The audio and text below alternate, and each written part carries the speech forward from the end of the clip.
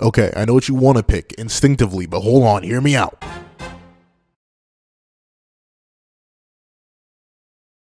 Before I'm going to this breakdown of what you would rather have, or what I would rather have myself, and asking what you would rather have of the Almighty or Infinity by Gojo Satoru, please leave your own thoughts on what you would want before I explain anything in the comment section down below. Leave a like and subscribe if you haven't already. Also, if you don't mind, I've always got a Patreon. I would always appreciate the help. But regardless, let's get into it. What's up, guys? I got a pencil here, and here we are to break down whether or not you would want and what I would want versus Gojo Satoru's Infinity and Yhwach Almighty.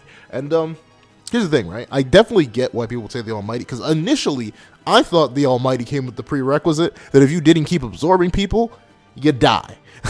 But apparently that's only like a Yhwach specific thing. Like, so as long as you're just getting the Almighty itself and not all of Yhwach's abilities, you're kind of good from that. So honestly, it kind of makes Gojo's Infinity look pretty much pointless, even the one that he has, and that's what I'm going to be taking. So I'm going to be taking Yhwach's Almighty, and I'm going to be taking Gojo's Infinity, and that means every single perk that comes with either of those. So notably, you aren't going to be getting something like Yhwach's Infinity. You won't just be able to see the future and not change it, but you are going to be able to see, change the future, set traps, break things in the future, do things in the future, whatever you want. Essentially, you can do all of that. But the same thing, the law of clone exchange here means that you get Gojo's specific Infinity, meaning you do have the byproduct of also having the 6 eyes. You also optimize your curse energy perfectly, and you have it running at all times. You can choose to shut it down whenever you want, but all times your Infinity is activated. All right. Now, what does this mean?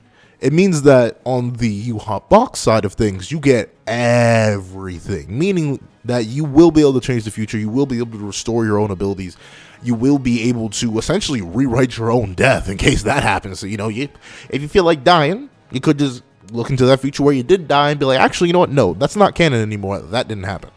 And honestly, that sounds pretty insane. And considering you don't have the downside of having to absorb people, the Ashwayland is not necessary for you since you are not Yhwach himself. You just happen to have stolen his ability somehow. You're doing pretty darn good. I can't necessarily make a clear and case point argument on that, except for the specific weaknesses that come with the Almighty. One, you don't have the Almighty at all times. You still need sleep. Once that nighttime hits, you're going to go nighty-night. And that's a problem, because at least if you're having like the full problems that you are, that means someone else, probably someone you choose, I'll give you that, you still get to choose who has the Almighty, but someone you choose will get the Almighty at night. And if that person dies, which is actually possible since they can't change the future, they can only see it, you lose your abilities just entirely. They're just gone. And as a byproduct, you'll likely die too, because you're back to being normal now, and anyone who ever wanted your head before can now come and get it, because you kind of lose it. Also, you better hope you're a very great future thinker, because if you mess up and an event becomes in the past, you can't alter that. You're only able to alter future events. So say you make a mistake altering the future, say you alter something slightly, but it has an outcome that you weren't expecting. Well, too bad for that. You can't go back and fix that outcome because it's in the past now. You can only work with the future, which isn't too bad of a weakness, but I still say it's a notable one.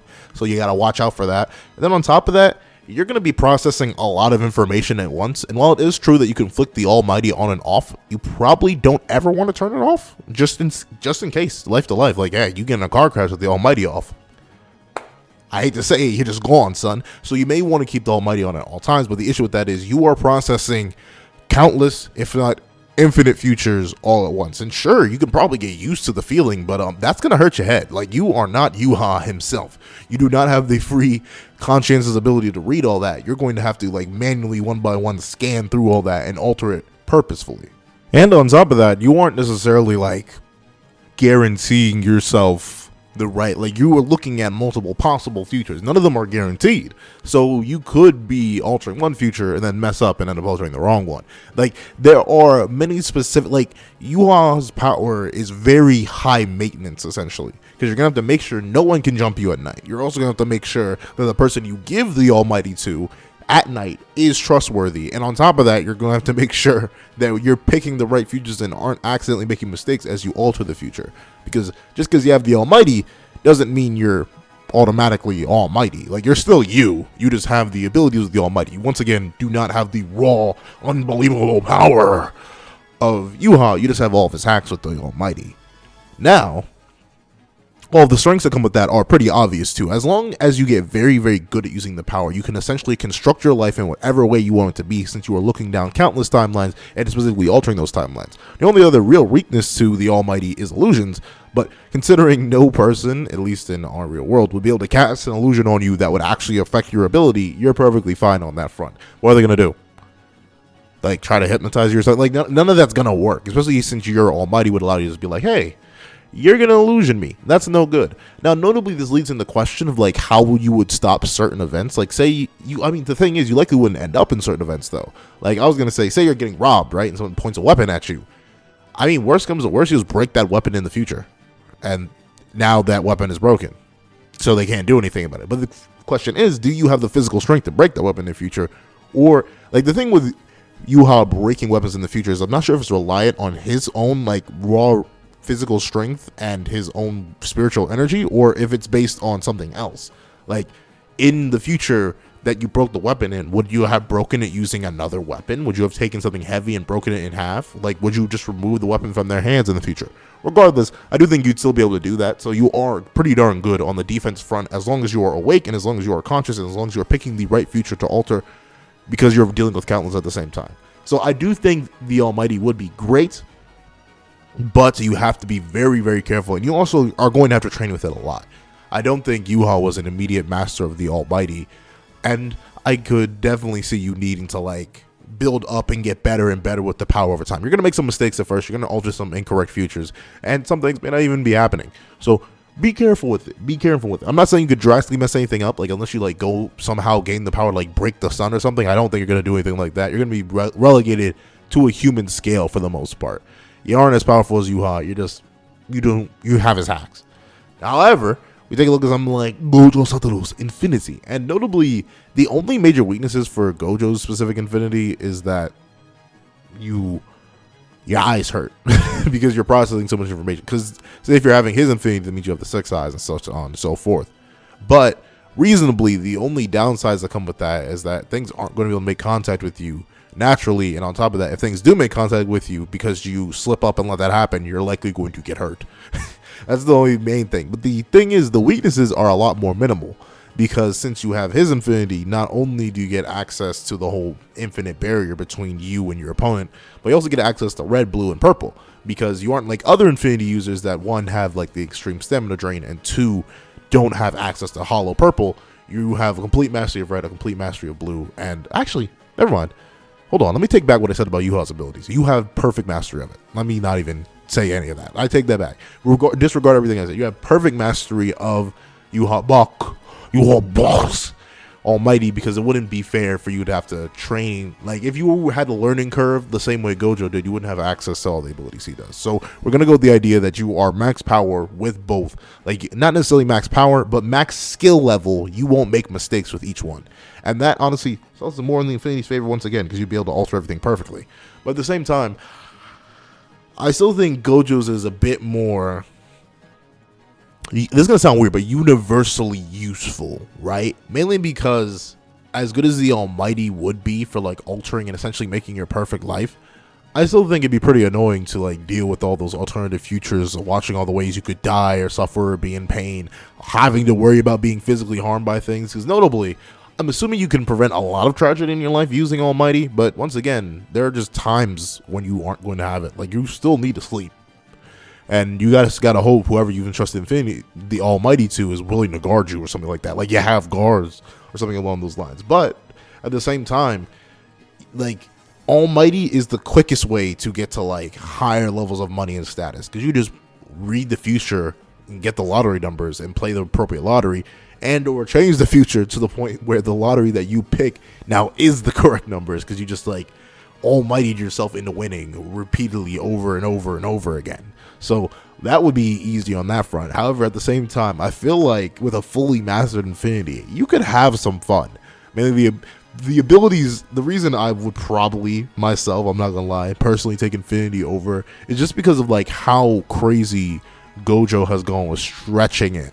Like, the ability to create essential mini black holes, the ability to repel anything, the ability to freely fly and teleport somehow, I guess, just because you can. Like, I would feel not only a lot more safe, considering I never lose my abilities. I would just have them on at all times, and they're passive for the most part. I'll wear a blindfold. I'll look weird. Stop me, though. Who gonna stop me? Like, legitimately, who's going to stop you when the only way they could hypothetically get through to you, at least in our real world, is nothing? No, like, legitimately nothing. Because the thing is, the only way to get past infinity in even the Jujutsu Kaisen world is by having a domain expansion that hopefully doesn't get hard infinite voided right back, and 2, using domain amplification, or maybe now I don't think simple domain would work. It'd literally just be domain amplification. And as far as I know, no one in our world has that. Meanwhile, if you're knocked out, someone can very likely harm the person who currently has your weaker version of the Almighty, and or just harm you. Like, not gonna lie, if Ichigo was like 2 seconds faster, the series is over. But in terms of what happens and what you get, I'd say if you want to live a life that has a little more risk to it, it's a lot more risk reward kind of thing, where you get to have like all your future planned out for you. You get to plan your infinite future ahead of you, but at the same time, you are going to have to worry about like picking the right person to give the infinity at night, give the Almighty at night to. You're gonna have to pick the proper futures. You're gonna have to alter them all properly. It's not necessarily more high. It is more high maintenance. It is inherently more high maintenance than Gojo's Infinity. Meanwhile, with Gojo's Infinity, the main thing you're going to have to worry about is personal eye fatigue and like making sure that you keep your constant flow of cursed energy uplinked, even though that seems to be something that Gojo can do passively now. And if you are at the apex of both of those skills, you get to have them. So as I've said, I would probably still take Gojo's Infinity even without the major weaknesses. Like, say, even if you were to like somehow strip away the main properties of the Almighty, like having to give it up at night, and also the possibility that you aren't going to be truly invincible, you could still hypothetically get hurt if something that happens in the future that you don't take notice of happens, such as Yhwach somehow missing the silver steel or the still silver and getting shot through the heart with it. Like, these things can happen. But in terms of like overall utility, overall safety, while still being able to have fun and like manipulate the world in a way that makes you basically unstoppable through sheer hacks alone, I am going to go with Infinity. Because not only can I teleport, not only can I create little black holes, not only can I repel everything away from me, not only can I just wipe things from existence by creating an impossible barrier, not an impossible barrier, an impossible beam of energy that both rejects and attracts and just annihilates everything that it hits. But on top of that, I get complete access to a barrier that keeps me safe at all times without any input from me. Like, I'm really just sitting there, living my good life. Meanwhile, someone tries to snipe me and the bolt just gets stuck slowly right there, rip it out the air, and just throw it back at him with a quick reflection. Like, I feel like I'd have more fun with Gojo's Infinity, even if you could very easily argue that Yhwach's Almighty is just the objectively better choice because of what you can do with it. But hey, I mean, I become a football player with the quickness. Who gonna stop me? Who gonna touch me? No one. I'm just that dude. But those are my thoughts. Please tell me your thoughts in the comment section down below. Thank you so much for watching. Remember to like, share, comment, and subscribe, and support me on Patreon if you really feel like helping your boy out. But other than that, thank you so much for watching. Please hope you guys have a wonderful day. And this is that guy with the pencil writing off.